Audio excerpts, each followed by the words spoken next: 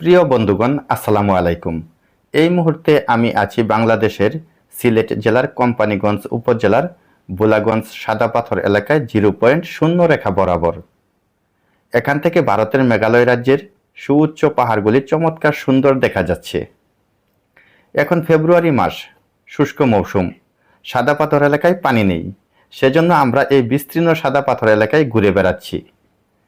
এখন আমি আপনাদেরকে পাথরগুলি সুন্দরভাবে দেখাতে চেষ্টা করব। দেখুন কত সুন্দর বিভিন্ন সাইজের বাহারি রঙের পাথরগুলি।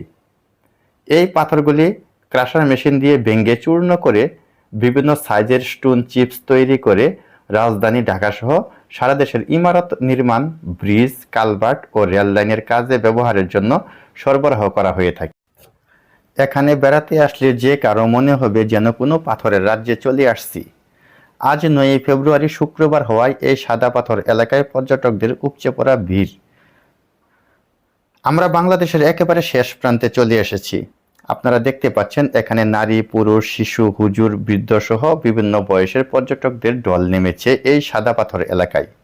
আপনিও আপনার পরিবার, প্রিয়জন, স্ত্রী, সন্তান, বন্ধুবান্ধব নিয়ে ভ্রমণ করতে পারেন ভারত বাংলাদেশ সীমান্তবর্তী এই এলাকাটিতে।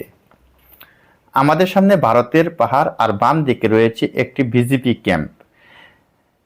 এই ক্যাম্প সংলগ্ন রয়েছে একটি চমৎকার সুন্দর মসজিদ। কিছুক্ষণ আগে মসজিদের মাইক দিয়ে অ্যানাউন্সমেন্ট করেছিল এখানে জুমার নামাজ আদায় করতে পারবে যে কোনো পর্যটক। সেই সাথে মহিলাদের জন্য রয়েছে আলাদা নামাজের সুব্যবস্থা। এই সুন্দর ব্যবস্থার জন্য মসজিদ কর্তৃপক্ষকে অসংখ্য ধন্যবাদ জ্ঞাপন করছি অন্তরের অন্তঃস্থল থেকে। এই ভোলাগঞ্জ সাদা পাথর এলাকায় আসলে অবশ্যই সতর্ক থাকবেন, যেহেতু এটি বাংলাদেশ ভারত আন্তর্জাতিক সীমারেখা বরাবর, তাই ভুলক্রমে যেন কোনোভাবেই বাংলাদেশের সীমানা অতিক্রম করে ভারতের ভিতরে প্রবেশ করে না যায়। দেখুন বন্ধুগণ, কত বিশাল সাইজের পাথর। আমার জীবনে এত পাথর একসাথে কখনো দেখিনি। এই এরিয়াটি দেখে মনে হচ্ছে পাথরের নদী। সিলেটের জাফলংয়ের নদীতেও অজস্র পাথর রয়েছে। আমি আপনাদেরকে জাফলং নিয়ে একটি ভিডিও উপহার দিতে চেষ্টা করব ইনশাল্লাহ। এই জায়গাটির নাম সাদা পাথর হওয়ার মাধুর্য বুঝতে পারলাম এখানে এসে পাথরের সমারোহ দেখে। আজ তাহলে এ পর্যন্তই। সবাই ভালো থাকবেন, সুস্থ থাকবেন, সুন্দর থাকবেন, নিরাপদে থাকবেন। দেখা হবে আবারও নতুন কোনো স্থানে নতুন কোনো ভিডিও নিয়ে। আল্লাহ হাফেজ।